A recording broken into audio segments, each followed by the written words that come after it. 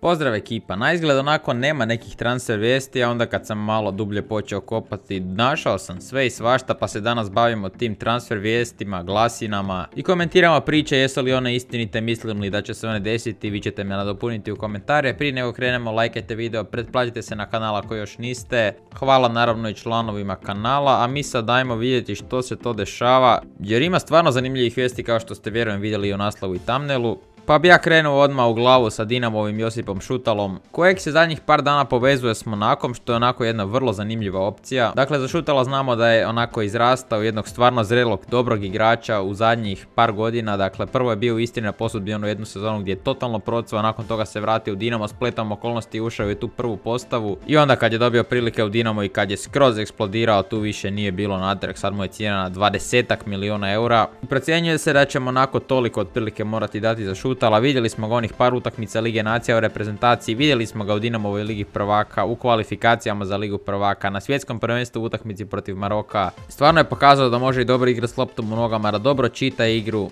dosta je jak na lopti, izgleda vrlo mirno i iskusno i onako realno stoper za poželjeti. Sad što se Monakovih stopera tiče, mislim da je tu Disasi na jednoj strani definitivno siguran. Dakle, igra kontinuirano iz Monaka, igrao na svjetskom prvenstvu par utakmica u repki, dok je na drugom stoperu odlaskom onog Badiašila u Chelsea ostala jedna rupa koju trenutno krpa Marpan, Čileanac koji je tamo onako već godinama i koji je po sezoni 20 utakmica starta, dakle u pravilu u toj nekoj užoj rotaciji. Jer da, prodajem Badiašila, Monako je ostao na ta dva nešto ozbiljnija stopera, tu je onaj Sar koji je na posudbi iz Chelsea, no na njega se očito baš i ne računa i tu je još jedan stoper Okou koji je vrlo nepoznat i baš ne igra previše. I ono što je tu sigurno je da Monaku treba jedan stoper jer oni imaju 2,5 ozbiljna stopera s čim baš ne možeš ući u nastavak sezone, a i realno za Disasija će oni dobiti nešto ponuda, tako da ja ne vjerujem da oni mogu nešto previše promašiti sa Josipom Šutalom, a to očito dokazuje njihova ponuda koja je dosta konkretna, dakle 20 do 22 milijuna eura. I da, ne znam za vas, ali meni se ovo čini kao dobar transfer za Josipa Šutala. Tu eventualno možemo raspravljati o tome je li prerano za to, treba li njemu još pola sezone u HNL-u, ali ja mislim da je on HNL prerasao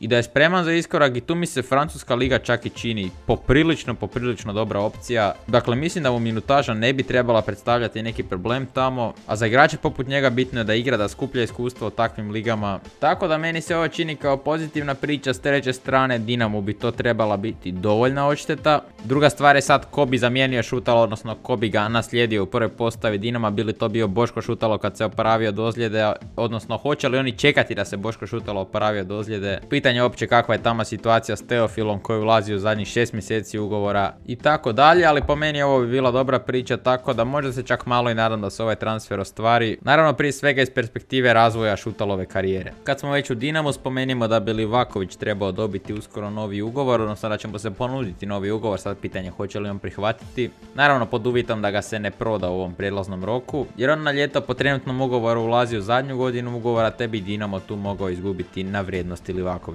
Možemo sad ići dalje malo na kratko baciti oko na one igrače koje smo spominjali u prošlim videima o transferima, kojima se situacija možda malo promijenila ili smo saznali nešto novo. Pa prije svega talijanski novinar na Twitteru Niko Skira objavio je vijest da je Josip Brekalo odbio 2 ponude iz La Lige, te da se on želi vratiti u seriju A. Ove 2 ponude iz La Lige su Real Betis i Getafe, a da, Brekalo, kao što sam već i tad rekao, očito želi nastaviti tamo gdje je stao, u seriji A. Sad pitanje je hoće li ga Dinamo stvarno pokušati dovesti kako se pisalo, ali opet meni je to dosta nelogična priča i ne bi to previše komentirao jer sam već to komentirao. I iako se taj transfer čini izgledniji, ja i dalje stojim pri tome da mi je to jako nerealna priča i pri tome da Brekalo ide pa najvjerojatnije u Moncu s kojim je već navodno sve dogovorio, no trenutno ima temperaturu pa se čeka valjda da ozdravi. S druge strane, piše se po medijima da Inter traži zamjenu za Dumfriesa, a prošli put u tom kontekstu spomenuli smo Bornu Sosu, iako se ovaj puta ne spominje ime Borne Sose u kontekstu te zamjene, i dalje moguće je da ljudi iz Intera razmišljaju o dovođenju Borne Sose.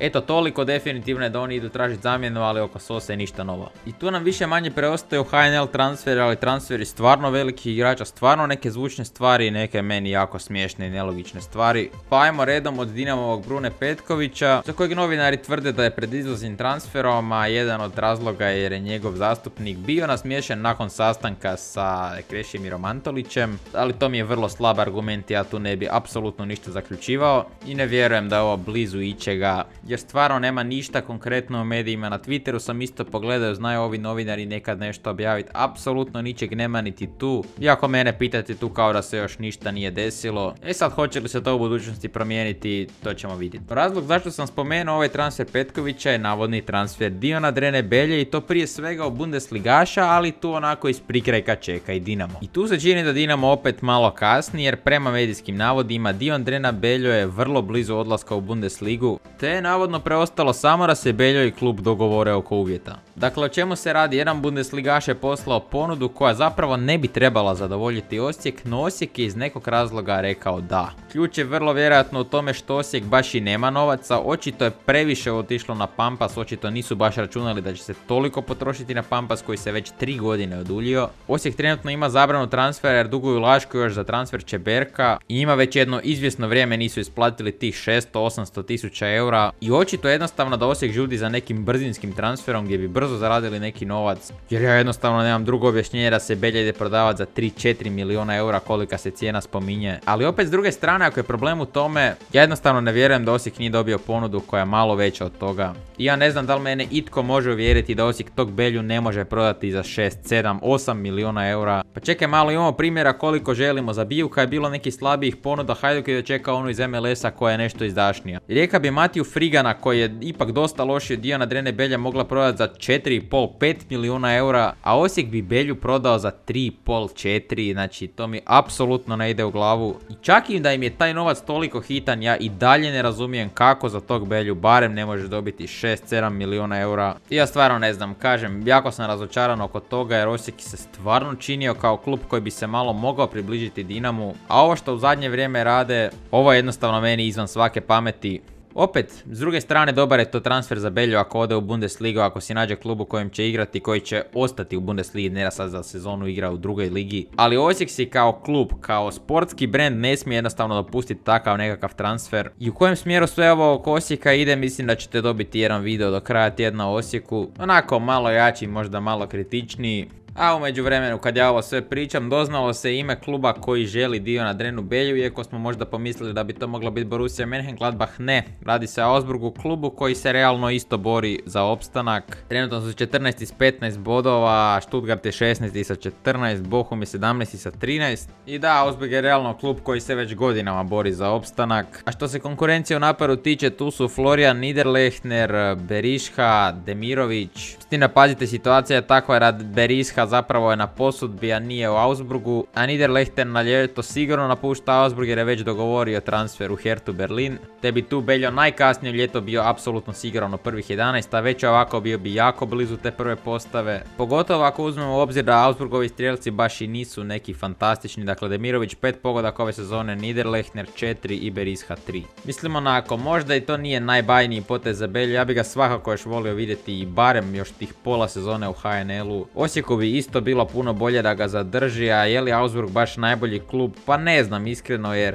stvaraju 1,4 šansi po utakmici i stvarno djeluju kao jedan od slabijih klubova u Bundesligi, ali opet s druge strane to je Bundesliga u kojoj znamo da napadači stvarno znaju eksplodirati, u kojoj znamo da je stvarno nekad vrlo lagano biti napadač, tako da možda bi se upravo to desilo i sa Beljom. Uglavnom Osijek tu ne planira stati, ima tu još dosta konkretnih ponuda, a Osijek je očito u dovoljnim problemima da bi bio jako raspoložen za prodaju, tako da igrači koji bi mogli biti pred odlaskom iz Osijeka su sljedeći: Ivušić, Lončar, Daku, Mance, Barišić. Spominjala se neka ponuda iza Škorića i da, to je trenutno Osijekova realnost, a već su prodali Lasla Kleinheštlera za 500.000 eura u grčki Panathinaikos i on je potpisao ugovor do 2026. godine. Vrlo je tu jednostavna stvar, dakle on nije produljio ugovor s Osijekom jer je tražio 500.000 eura godišnje. Osijek je bio očito iz očitih razloga spreman ponuditi manje i tu je vrlo brzo postalo jasno da Kleinheshtler odlazi iz Osijeka, upitan je bio samo klub, a eto jučer smo saznali da je to Panathinaikos. Kad smo kod izlaznih transfera, definitivno vrijedi istaknuti transfer Davida Čoline koji je otišao iz Hajduka u njemački Augsburg, dakle klub koji smo malo prije spominjali u kontekstu Belje, gdje bi se njih dvojica realno mogli pomagati. Znamo da je uvijek u klubu dobro imati igrača koji govori tvojim jezikom, no uglavnom Hajduk je na Čolini zaradio otprilike 750.000 eura plus mogući bonusi u budućnosti i s obzirom da mu je ugovor isticao na ljeto ove godine, s obzirom da je Čolina istaknuo želju za odlaskom, mislim da je ovo jedan ok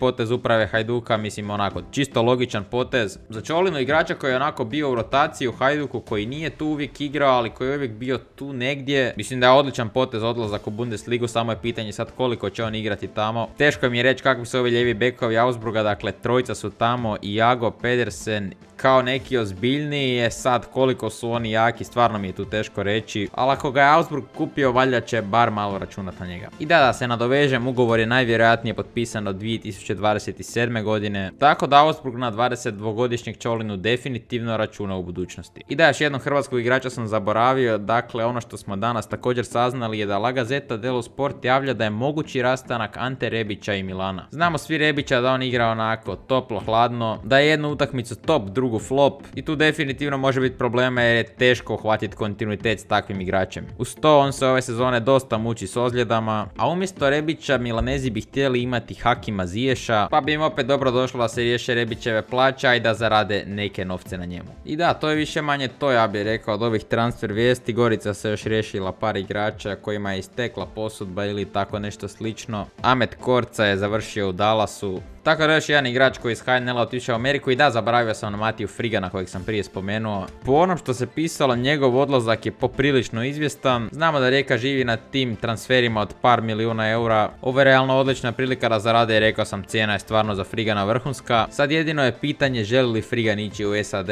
A ko zna, možda ga i neki talijanski klub kupi jer tu se spominju talijanski prvoligaši Špecija i Lecce. Tako da postoji ta mogućnost, ali opet ako će Rijeka ići trbuhom za kruhom, onda će Frigan vrlo vjerojatno završiti u SAD-u, ali o tom potom vidjet ćemo kakvi su planovi Rijeke i Frigana. I za kraj, ali sad stvarno za kraj, spominjala se neka vijest da Hajduk prati Stefana Welša, obrambenog igrača Celtica koji tamo baš nema neki kontinuitet i traže nešto veću odštetu jer ima ugovor do 2025. a mlad je. Tako da mi ovo ne zvuči baš kao neka realna priča. Hajduku bi u obrani ipak puno bolje došli neki iskusniji stoperi koje se može dobiti po jednakoj ili manjoj cijeni, a vjerujem da takvi postoje. I ništa, to je više manje to za ovaj video. Nadam se da vam se svidio. Pišite mi mišljenje o transferima u komentare. Što mislite koji će od spomenutih igrača promijeniti klub? Što od ovog je pametno, što nije? Pišite što god želite. Mi se vidimo sljedeći puta, a do tada pozdrav!